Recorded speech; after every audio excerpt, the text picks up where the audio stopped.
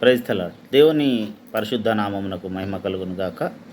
మరొక ఉదయకాలం care and concern దేవుని మాట అని ఈ ప్రోగ్రాం ద్వారా మీ ముందుకు రావడానికి దేవుడు ఇచ్చినటువంటి కృపను బట్టి ఆయనకు కృతజ్ఞతాస్తుతులు చెల్లించుకుంటున్నాను. ఈ దినముకు మన ఆశీర్వాదకరమైనటువంటి వాక్యముగా మార్కు రాసినటువంటి సువార్త 5వ అధ్యాయము 26వ వచనమును మనం చదువుకుందాం. తనకు కలిగినదంతయు వ్యయము చేసుకొనినను ఎంత మాత్రము ప్రయోజనము లేక మరింత సంకటపడెను. Praise the lord. దేవుడి మాటను మనందరి వినికిడిలో ఆశీర్వదించునుగాక. ఆమేన్. ప్రభునందు నాకు అత్యంత ప్రియులారా, చదవబడిన వాక్య భాగము దేవుని పిల్లలుగా, దేవుని కుటుంబంలో ఉన్నవారిగా మనందరికీ సుపరిచితమైనటువంటి వాక్య భాగము. రక్తస్రావ రోగము కలిగినటువంటి స్త్రీని గూర్చిన సందర్భము మనము చూస్తూ ఉంటున్నాం. ఇక్కడ ఒకే ఒక మాట మనకు కనబడుతుంది. తనకు కలిగినదంతయు వ్యయము చేసుకొనెను. ఎందుకు తనకు కలిగినదంతా వ్యయము చేసుకొనెను అని రాయబడి ఉన్నది.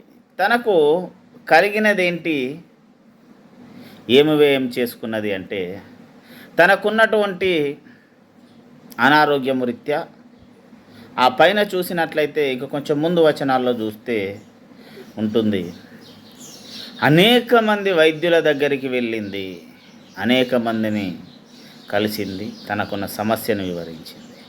కానీ తన సమస్య మాత్రము ఇంకా తీర్చబడలేదు అని బైబిల్ గ్రంథంలో యేసుప్రభుల వారు వ్రాయించి పెట్టినారు.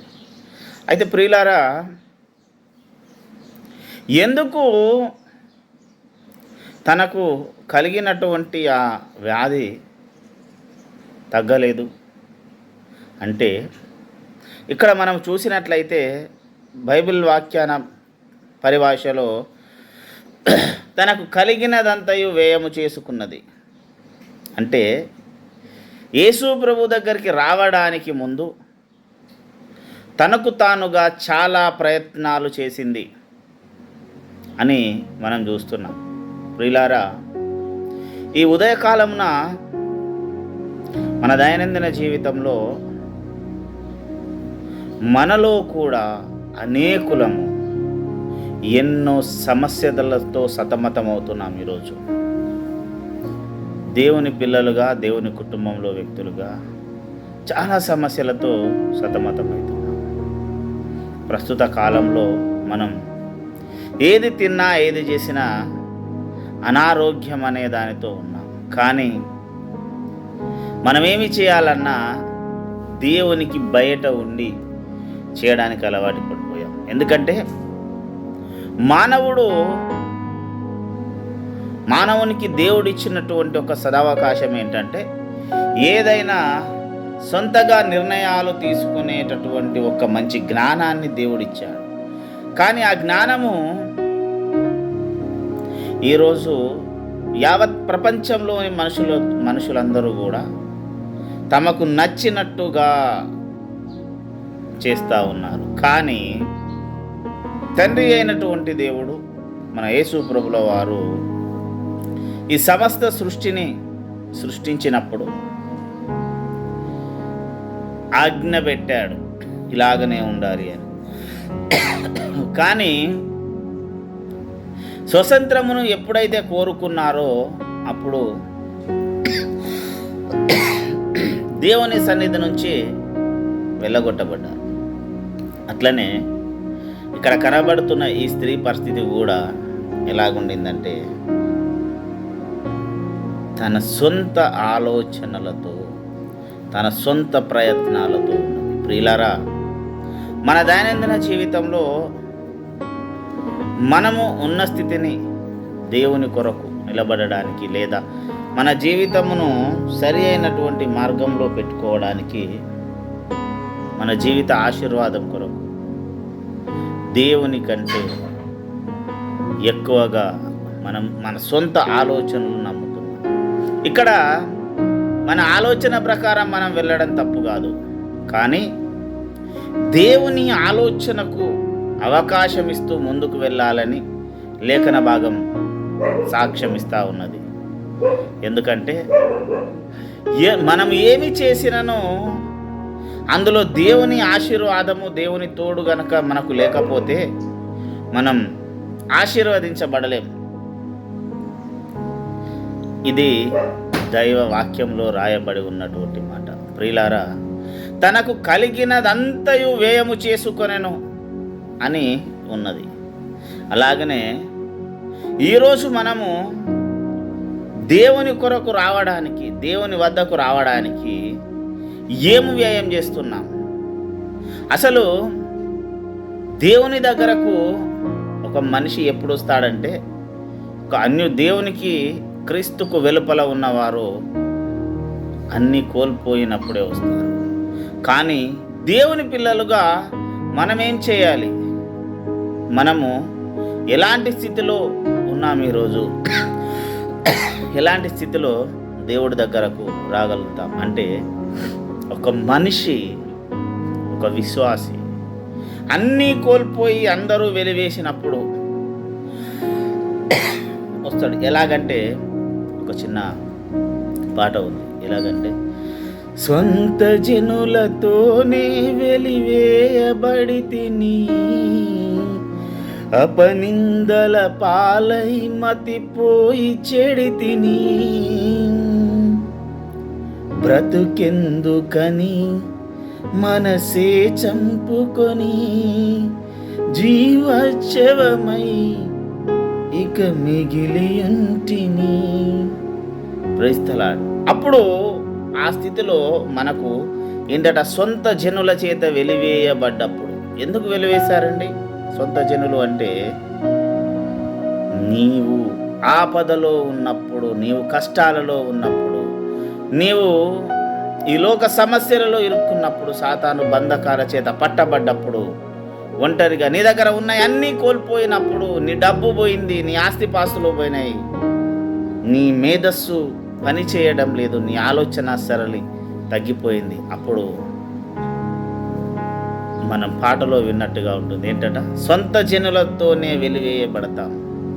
కష్టాలు నిన్ను చుట్టుముట్టినప్పుడు నీ వారెవరు నీ దగ్గర ఉండరు.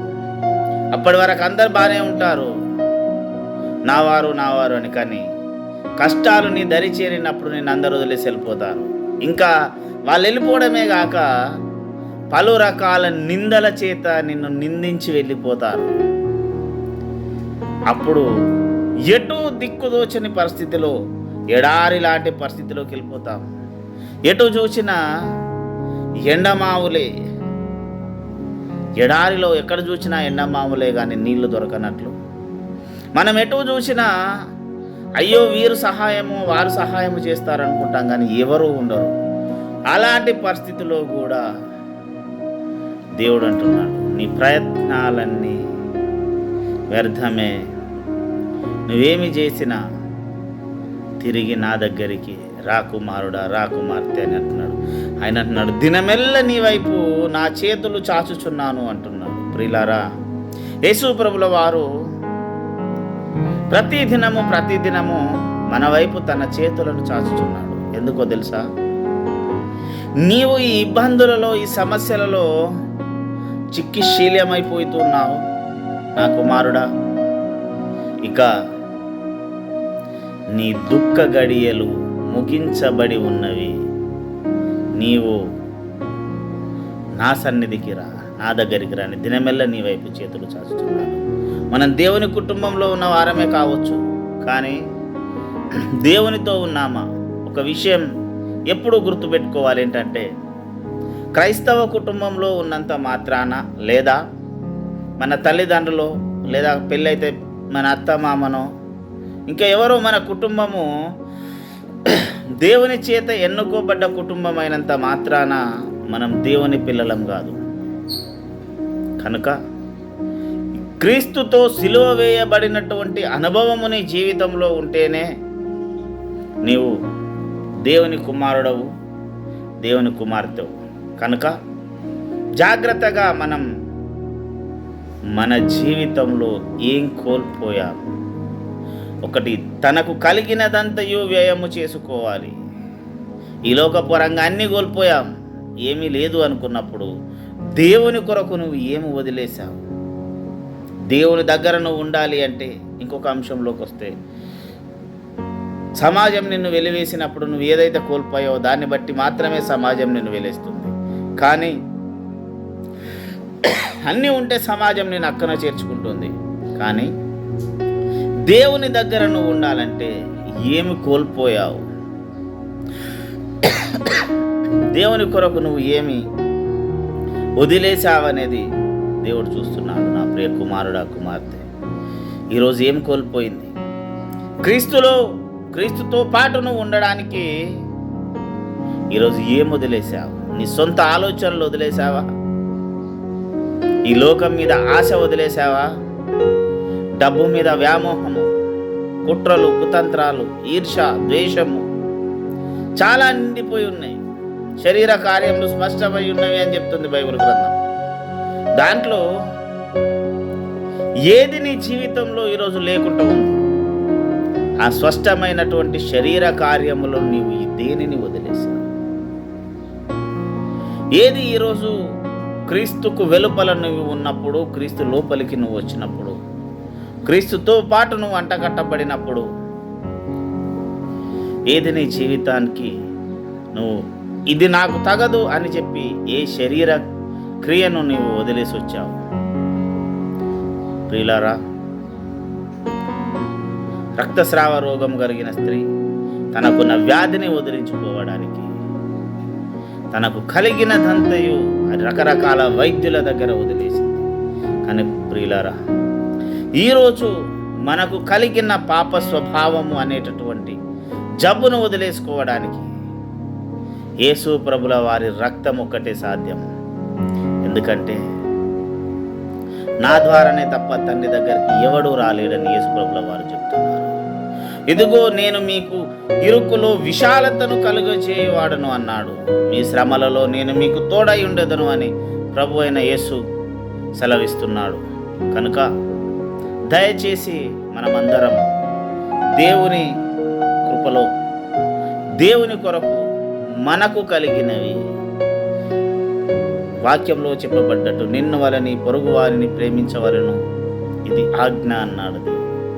నిజంగానే మనలాగా మన పొరుగు వారిని ప్రేమించగలిగినటువంటి స్థాయిలో మనం ఉన్నామా? ఎందుకంటే నీ పక్కకున్న వారు ఎవరైనా కావచ్చు, నీ కుటుంబం, నీ స్నేహితులు కానీ, నీ పక్కవారు కానీ, వారిని నీలాగా వారిని ప్రేమించగలిగితే దేవుడు నిన్ను ప్రేమించగలుగుతాడు. ఈరోజు ఎన్నో రకాల సమస్యల్లో మనం ఉండొచ్చు, కానీ ప్రతి సమస్యకు దేవుడు సమాధానమై ఉన్నాడు. ఇక్కడ ఈ వాక్య భాగం చివరిలో ఉంటుంది. ఆమె ఎప్పుడైతే యేసు ప్రభును ముట్టుకుందో తనలోని అనారోగ్యం వెంటనే తగ్గిపోయింది. కనుక ప్రియులారా, ఎప్పుడైతే నువ్వు దేవుడి దగ్గరికి అన్నీ వదిలేసి వచ్చి, ప్రభువా ఇదిగో నేను ఉన్నాను నాయన అని నువ్వు అతని ముందు సాష్టాంగపడతావు, అప్పుడు దేవుడు నిన్ను తన కుమారుడుగా, తన కుమార్తెగా చేసుకోవడానికి సిద్ధంగా ఉన్నాడు. కనుక ప్రియులారా, రక్తస్రావ రోగం కలిగిన స్త్రీ తనకు కలిగినదంతయు తన ఆరోగ్యం కొరకు వ్యయము చేసింది. మన ఆశీర్వాదం కొరకు, దేవుని దృష్టికి అననుకూలమైనటువంటి ప్రతిదాన్ని మనం ఈరోజు వదిలేసి దేవుని కడకు రావాలని దేవుడు కోరుకుంటున్నాడు. ఈ మాటలను దేవుడు మనందరి వినికిడిలో ఆశీర్వదించునుగాక. ఆమేన్. ప్రార్థన చేసుకుందాం. ప్రభువా, నీకు వందనాలనైనా ఈ ఉదయకాల దినమున నువ్వు చూపిన కృప కొరకు నీకు స్తోత్రాలు యేసురాజా. నిజముగానే మాకు కలిగినది మేము వ్యయము చేసుకోకపోతే, మా మానసికంగా, శారీరకంగా మాకున్నటువంటి కొన్ని దురలవాట్లను కానీ, దుష్ట ఆలోచనలను కానీ మేము విడనాడకపోతే ఈరోజు మేము నీతో ఉండలేమనేటటువంటి వాగ్దానమును నాకు చేసిన. కనుక ప్రియులారా, ప్రభువా ప్రియులారా రండి అని నువ్వు పిలిచినట్లు మేము మీ సన్నిధికి వచ్చుటకు సహాయం చేయండి. అనేక భారములను మేము మోసుకొని పోవచ్చుండగా నీవు మాకు సేద తీర్చే ఒక మంచి చలువేంద్రంగా నీకు ప్రభువా, మాలో ఉన్న ప్రతిదీ చెడంతయు మేము వదిలివేసి పోగొట్టుకొని నీ సన్నిధికి వచ్చి నీ కొరకు మాత్రమే నిలబడే కృపను దయచి ప్రభువా, నీ విన్న వాక్యము వింటున్న ప్రతి ఒక్కరిని నువ్వు ఆశీర్వదించండి. మమ్మల్ని ఇంకా నువ్వు ముందుకు నడిపించి నీ కృపలో భద్రపరిచి కాపాడమని నమ్మదగిన నీ హస్తాలకు మమ్మల్ని నువ్వే తోడైన కాపాడమని యేసునామమున ప్రార్థించి వేడుకుంటున్నాము తండ్రి. ఆమేన్, ఆమేన్, ఆమేన్. మన తండ్రి అయిన పరమ ప్రేమ, రక్షకుడైన యేసునాథుని కృప, పరిశుద్ధాత్మ దేవుని యొక్క శాశ్వత ఆశీర్వాదం సన్నిధి ఇది మొదలుకొని క్రీస్తు రెండవ రాకడ పర్యంతం వరకు మనందరి జీవితాలకు మెండైగా తోడైనగాక. యేసు రక్తమే చేయం, శిలువ రక్తమే చేయం, ప్రవేశనానికి సంపూర్ణ విజయం కలిగినక అపవాదికి అనిక్రియలకనంత కోటి నాశనం కలుగుగాక. Praise the lord. దేవుడు మనలందరినీ దీవించును.